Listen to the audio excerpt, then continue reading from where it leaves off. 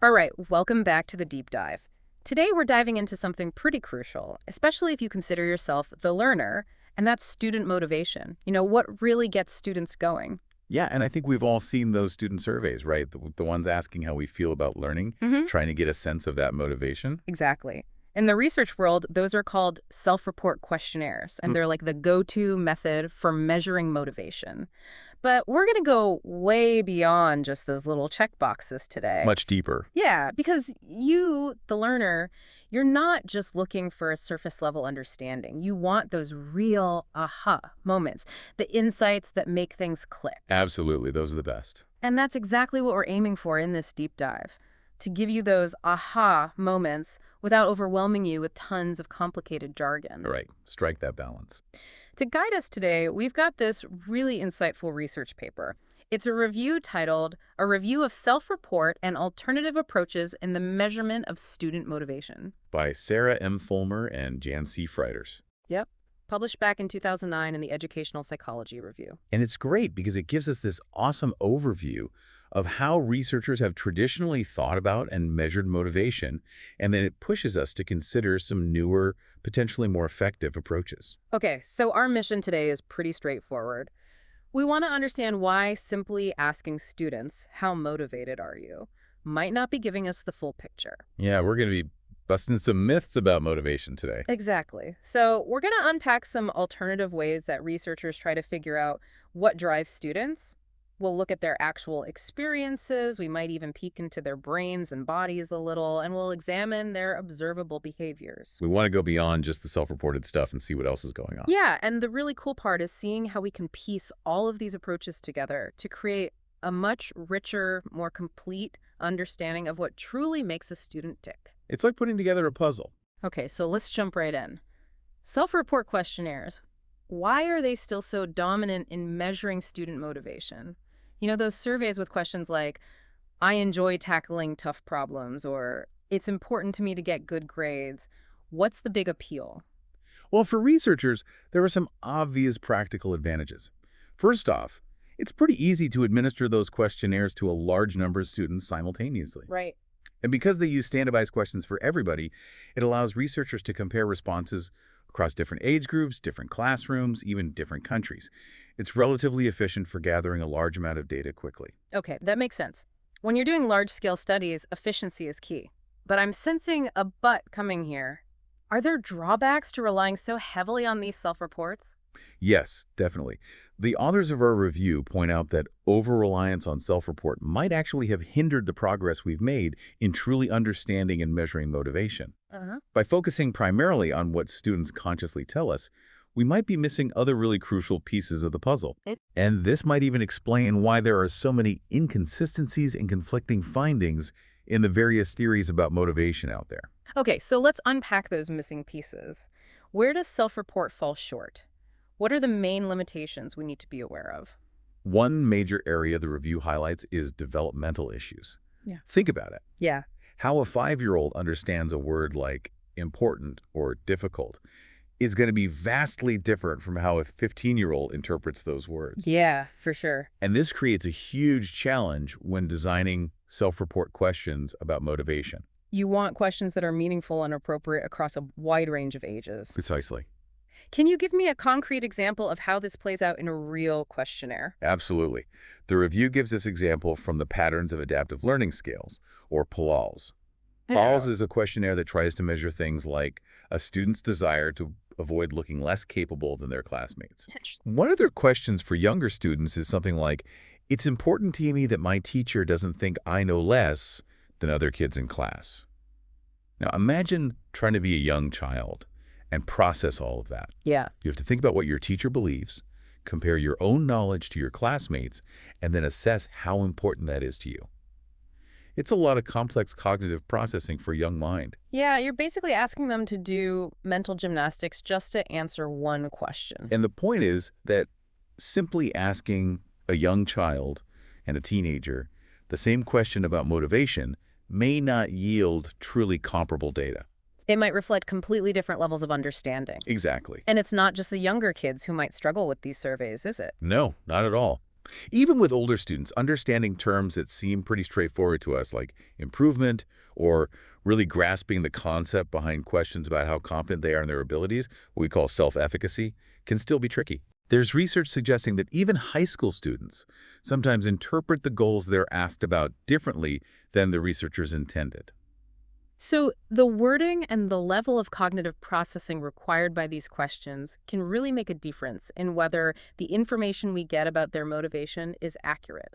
Absolutely. What's another key area where self-report can be problematic? Another big issue is what we call construct issues. Construct issues. Now, what does that really mean in plain English? It boils down to whether everyone even agrees on what motivation truly is in the first place. Right, the definition. There's still a lot of debate among researchers about the core definition of motivation.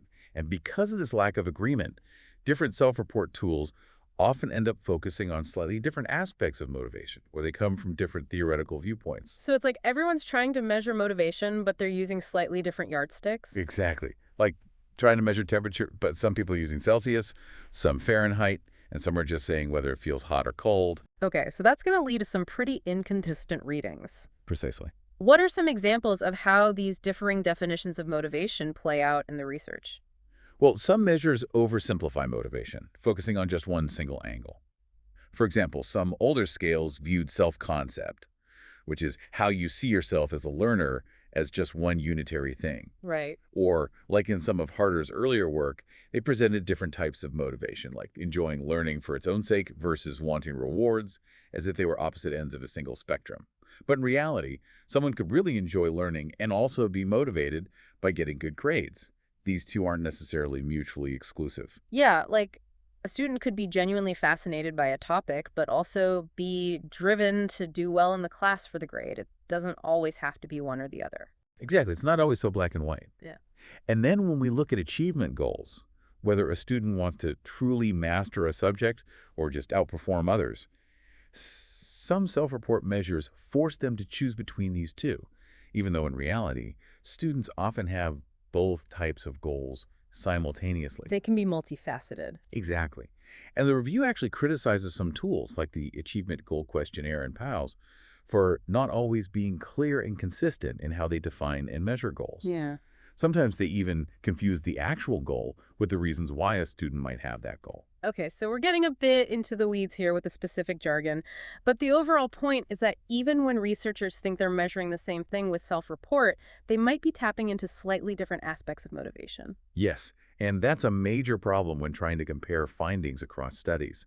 Even when we look at something like intrinsic motivation, the internal drive to learn for its own sake, different questionnaires use slightly different definitions and emphasize different subcomponents. Like Gottfried's AMI, Fortier and colleagues' AMS, and Harder's later scales all define and measure intrinsic motivation slightly differently. They're all trying to capture the same general idea, but going about it in different ways. Right. One might focus more on curiosity, another on the feeling of accomplishment, and another on the preference for challenging tasks. So even when researchers think they're on the same page, they may not be. Okay, so the definitions themselves can be a bit slippery, and then you have all those similar sounding terms.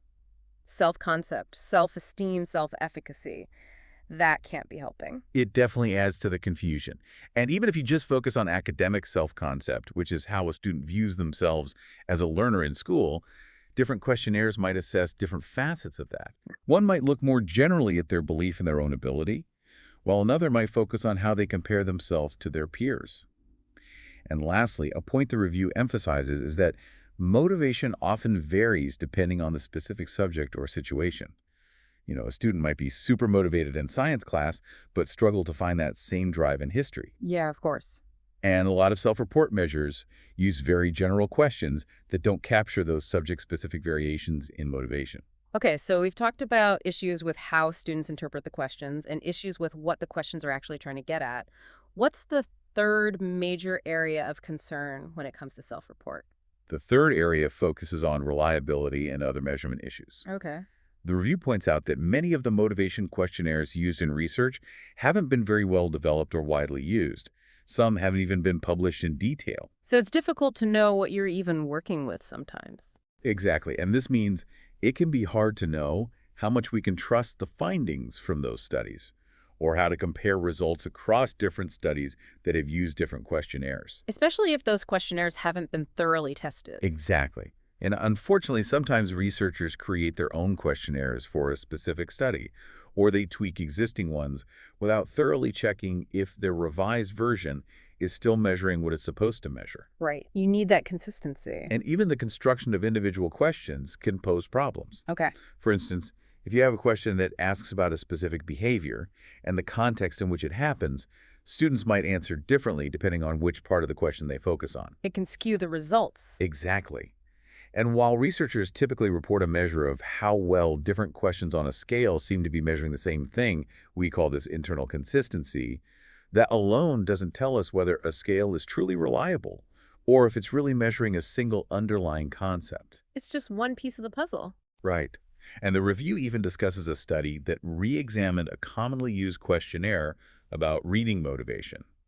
They found problems with its reliability and some of the questions and suggested the whole thing needed to be revised. So even the widely used ones can have their flaws. Yeah, definitely. And maybe the most concerning issue is that sometimes what students report about their motivation on these questionnaires doesn't match up with their actual behavior in learning situations.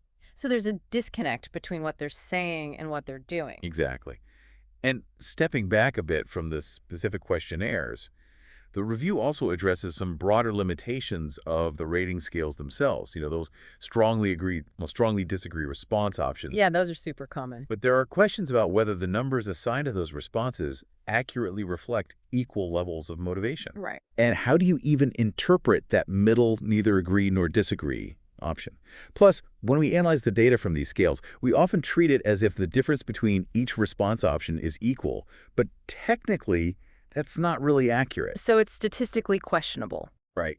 And many of these traditional questionnaires are based on what's called classical test theory, which has some inherent limitations, like there are issues with how scores are interpreted, and it assumes that everyone has the same amount of measurement error, which might not be the case. The review even mentions another approach called the Rasch measurement model, which could potentially be a better alternative. And finally, to make sure a questionnaire is valid, we need to look at its dimensional structure. That is, do the questions actually cluster together in a way that makes sense theoretically? And this is often examined using statistical techniques like factor analysis. So to sum it all up, there are a lot of potential pitfalls when we rely solely on self-report to understand something as complex as student motivation. It makes you wonder, are students always fully aware of what truly motivates them? And even if they are they always able to express it accurately? Those are really important questions. So, given all these limitations, what are researchers doing to get a more accurate handle on student motivation? Let's dive into some of those alternative approaches. You mentioned phenomenological or authentic approaches first. What are those all about? These approaches offer a totally different way of thinking about motivation. Phenomenological approaches are qualitative, meaning they focus on understanding the richness of individual experiences rather than just collecting numbers and crunching statistics. So more about quality than quantity. Right. The goal is to understand motivation from the individual student's perspective, their own subjective experiences, and the meanings they create around their own drive. Okay. Instead of the researcher deciding ahead of time what aspects of motivation are important and then crafting questions around those, this approach starts with the student's own words and categories. So it's less about fitting students into a predefined box and more about trying to see motivation through their eyes from their unique perspective. Exactly. And this view sees motivation as something that's dynamic, constantly evolving, and influenced by a whole range of factors. Okay. Things like the student's environment, past experiences, their individual thoughts, and feelings. It acknowledges that the things that motivate a student in one situation might not motivate them in another, and that their motivation can change over time. It's not seen as a fixed trait, but as this fluid process. Right, very much so. What are the potential benefits of this kind of in-depth qualitative approach? Well, it lets researchers consider the many different factors that might be influencing a student's motivation and how those factors interact with each other. It acknowledges that motivation isn't just about what we think, it's about how we feel and the context in which learning is taking place. It paints a richer picture. Exactly. And this approach can really capture that complexity in a way that a standardized questionnaire with limited response options often can't. The review mentioned something called experience sampling, where students report on their interest and motivation at different points throughout the day, often in a specific subject area, like math. Interesting. And it's actually how the famous theory of flow by Csikszentmihalyi emerged through this type of method. Oh, wow. That's cool. Yeah, qualitative methods can also be really valuable for understanding motivation in younger children, especially in natural settings like the classroom. Because they might not be able to articulate their motivation as clearly on a survey. Exactly. And if you're trying to understand why a particular student is struggling, a qualitative interview can give you a much richer understanding of their specific situation and inform how you can support them better. So it has a lot of potential for those individual cases. Yeah, it can be incredibly insightful. But surely there are some downsides to this approach, right? It can't all be positive. Of course, every approach has its limitations. Because it's so focused on those individual experiences and interpretations, the analysis can be a bit more subjective. You know, one researcher might interpret a student's comment slightly differently than another researcher. And some researchers might argue that because this approach isn't based on traditional standardized measures and statistical analysis, it's not as scientifically rigorous. Right. It's a different way of thinking about rigor. Exactly. Critics might also say that it's harder to generalize findings from a smaller group of students to a larger population. And even with this approach, we're still relying on the student being aware of their own motivations and able to put them into words. Yeah, we talked about that before. It's not a given, especially with younger kids. Exactly. Okay, so how do researchers actually measure motivation using these phenomenological methods? What tools are they using? The tools are primarily qualitative. In-depth, open-ended interviews are really important. The researcher tries to create a safe, comfortable space for the student to share their thoughts and feelings about their learning experiences, what drives them, what challenges them. A lot of listening. A lot of listening. And they also use things like observing students in the classroom and taking detailed notes. That's called participant observation. Or they might look at individual student histories and experiences, what we call case studies. Right. And they often use interviews where students reflect back on their past experiences. Those are called semi-structured retrospective interviews. Yep. And we already talked about experience sampling, where students provide those brief reports about their experiences at different times. And the data analysis is also very different from quantitative methods. Researchers are looking for patterns and themes that emerge from the student's own words rather than starting with predefined categories. So they typically read through transcripts of interviews or notes from observations, very carefully, trying to identify those key statements related to motivation. Then they interpret the meaning of those statements from the student's perspective and try to group those meanings into broader themes that describe their experience of motivation. So it's a much more inductive process. Exactly. So what sorts of questions or tasks are typically involved in these phenomenological studies? Well, they often focus on exploring motivation in authentic learning situations. Okay. So, for example, a researcher might interview students about what motivates them to keep learning a new language, or they might observe adults as they're learning a new skill. In their natural habitat, so to speak. Exactly. In studies about reading, they might ask students about their personal experiences with reading and what makes them want to read more. Sometimes researchers even implement programs specifically designed to boost motivation based on those initial interviews and then continue observing the students' engagement and motivation as the program progresses. That's fascinating.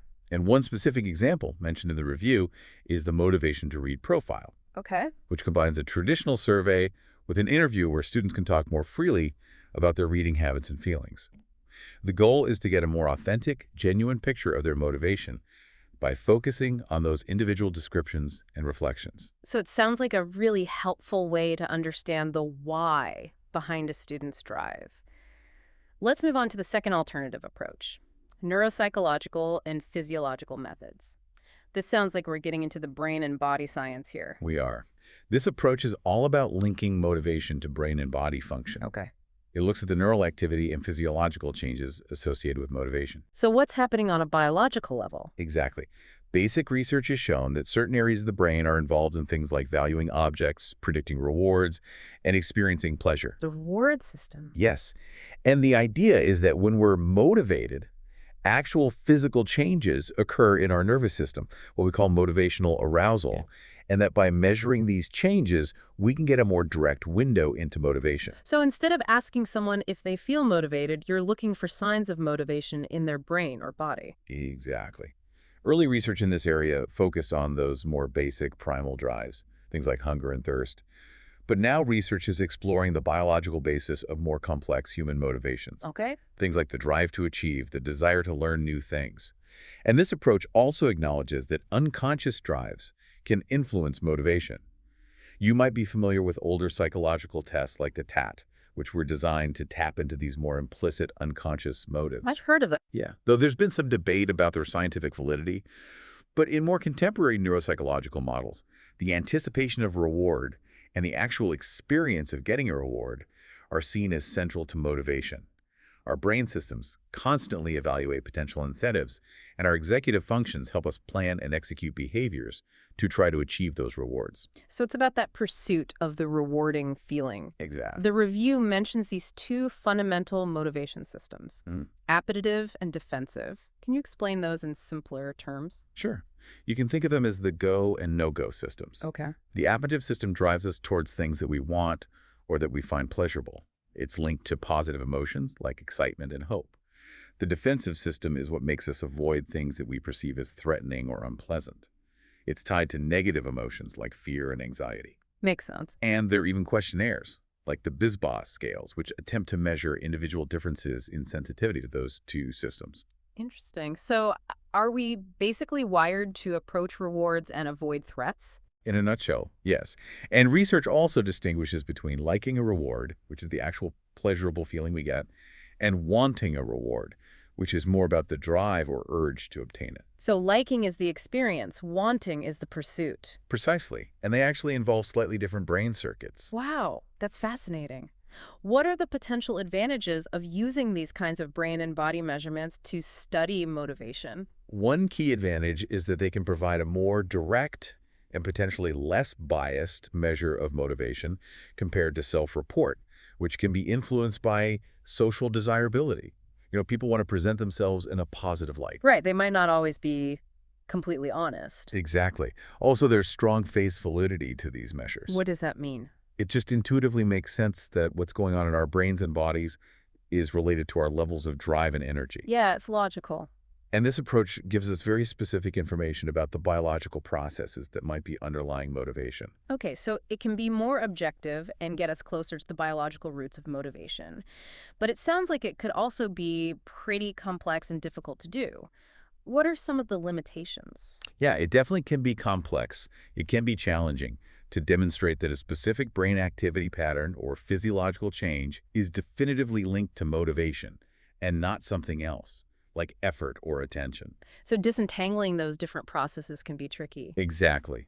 Plus, the boundaries between our emotions or affect and motivation aren't always crystal clear at a biological level. They're intertwined. Right. And because children's brains are still developing, findings from studies with adults might not translate directly to younger learners. There's also a lot of debate within the scientific community about how reliable some of these physiological measures are in truly reflecting our inner emotional and motivational states. On top of that, the technology and expertise required for these types of studies can be quite expensive and specialized, making them less practical for large-scale educational research. Okay, so it's not a simple approach. What specific tools and tasks are researchers using in these neuropsychological and physiological studies of motivation? One major tool is functional magnetic resonance imaging, or fMRI. I've heard of that. It's essentially a sophisticated brain scanner. It can show which parts of the brain are more active when someone's thinking, feeling, or doing something. Cool. fMRI measures blood flow changes in the brain, and it's been used to identify areas associated with learning, reward processing, memory, and how we respond to feedback. Okay. Another technique is electroencephalography, or EEG. It measures the brain's electrical activity through electrodes placed on the scalp. Okay. And researchers also use eye trackers and pupillometers. These track where people are looking and how their pupils change size, which can be indicators of mental effort and attention. So they're watching the eyes. Exactly. And they measure things like heart rate, blood pressure, and skin conductance, which is how easily electricity passes through the skin, to assess the sympathetic nervous system's activity. Changes in these measures can indicate motivational arousal. Okay. They also look at levels of hormones, like cortisol and saliva, and even use electromyography, which measures the electrical activity of facial muscles, to detect subtle emotional responses. Wow, so they're looking at a lot of different physiological measures. What kinds of tasks are people actually doing while all this is being measured? There's a huge variety of tasks. They might involve simple movements, working memory exercises, or more complex problem solving. Researchers often present people with different types of stimuli, like things that are known to be rewarding or things that are considered aversive, to see how their brains and bodies respond. They might create scenarios where people have to make decisions with different levels of risk and reward, or they might compare brain and body responses to academic rewards versus other types of rewards. There have even been studies looking at how colors affect motivation using these methods. And in some cases, these techniques might even be used to try and detect if someone's faking a lack of motivation, like in some legal settings. That's wild. It's like a whole new world of motivation research. Yeah, it is. Okay, let's move on to the third alternative approach. Yeah. Behavioral methods. It sounds like this one's all about observing what people actually do. You got it. The behavioral approach focuses on studying motivation by looking at actions and reactions in natural, real-world settings. And the key here is that it doesn't try to make assumptions about the internal thoughts or feelings driving those behaviors. Proponents of this approach argue that many traditional theories of motivation haven't been translated into clear, specific ways to measure motivation through observable behaviors in those real-world learning environments. So it's about watching students in the classroom and seeing how they actually behave rather than relying on what they say about their motivation. Exactly. Right. Well, researchers using this approach might use other methods as well. The primary focus is on objectively observing and recording specific behaviors. Okay. They believe that the presence or absence of specific actions and the emotions expressed through behavior can tell us about a student's motivation. Okay. For instance, if a student's intrinsically motivated to learn, we might observe them choosing to engage in activities related to that topic, paying attention, and delving deeper into the subject matter. And we can also look at those approach and avoidance behaviors as indicators. Right, moving toward or away from a task. What are the benefits of taking this observational approach? One of the biggest advantages is that we can study motivation in those real-world contexts like classrooms, playgrounds, museums, rather than in artificial lab settings. It also allows us to see how students express their emotions through their actions, not just their words. Sometimes actions speak louder. Exactly. And it tends to be more context-specific. Okay. Plus, it's less invasive and generally more practical than using those brain imaging techniques for everyday educational settings. That makes sense. But can we really know for sure what's motivating someone just by watching them? What are the potential pitfalls of this approach? That's a really important question. Behavior can be influenced by a ton of factors besides just motivation. You know, a student might not engage in a task because they simply don't understand it, not because they're not motivated. Right. Their level of interest in the subject, the difficulty of the task, competing interests, their past experiences, even their attention span can all play a role. It's multifaceted. Absolutely. And there's always that social desirability bias where students might behave in ways they think are expected of them, even if it doesn't reflect their true motivation. Right. And if we only use observation, we can't directly assess their thoughts, their feelings of confidence, or their self-concept. So behavioral studies often include other measures, like self-report, to get a more complete picture. Okay, so multiple measures are important. What kinds of specific behaviors do researchers typically observe, and what tools do they use to do that? Researchers try to define specific, observable behaviors that they think are linked to motivation. This often involves analyzing video recordings of students, observing them in real time through one-way mirrors, or using standardized observation checklists. So they're very systematic about it. Yeah, they try to be. And some of the things they track might be whether a student approaches a task willingly, how quickly they start working, how long they stay engaged, how deeply they get involved, the effort they put forth, whether they're focused or distracted, their response time, if they show positive emotions like smiling or excitement, even things like how quickly they work with materials or their facial expressions. They're really trying to capture those nuances. Yeah.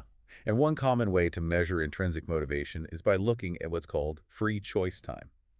How long a student continues to work on a task after they're no longer required to. Though even this measure has its limits because students might have other reasons for continuing. Right, it's not a foolproof measure. Can you give me some examples of how behavioral observation is used in research? Sure. Researchers have looked at how children choose to spend their time in a museum and how long they stick with different exhibits. They've observed student engagement during literacy activities that the students themselves selected. And there are even specific observation tools, like the Cataract Soulsby reading of Orientation to Book Reading, which assesses how engaged and interested a child is while someone's reading to them. And there are observation protocols specifically designed for classrooms, where teachers can record things like students' emotional expressions, if they ask for help, how they interact with their peers. All of these are potential indicators of motivation within a classroom setting. The idea is to really study learning in natural settings and look at what happens when students have some choice and autonomy. Okay, so we've explored self-report, phenomenological approaches, neuropsychological physiological methods, and behavioral observation. It's pretty clear that each of these offers a unique perspective on student motivation, with its own strengths and weaknesses. The review talks about the need to move towards integration. Why is it so important to combine these different approaches? Because each approach gives us a different piece of the puzzle. Self-report can tap into those conscious thoughts and feelings, but it can be prone to bias. Phenomenological methods can provide rich context, but they can be subjective. Neuropsychological measures can offer those really cool biological insights, but they're complex and not always easy to interpret. Right. And behavioral observation shows us what students do, but not necessarily why. The idea behind integration is that by combining these approaches, by leveraging their strengths, we can get a much more complete and accurate understanding of what's really driving student motivation. A more holistic view. Exactly. It's like having multiple tools in your toolbox. Each one is good for a specific job. I like that analogy. Or it's like trying to understand a complex machine. You need to look at its blueprints, listen to how it runs, maybe even look inside to see how all the parts are working together. Perfect analogy. And the review highlights that the most common integration approach so far has been to combine self-report questionnaires with behavioral observation. But the results from these studies have been a bit mixed. Why is that? Well, it could be because the integration itself hasn't always been done in a very sophisticated way. Or maybe we just don't yet.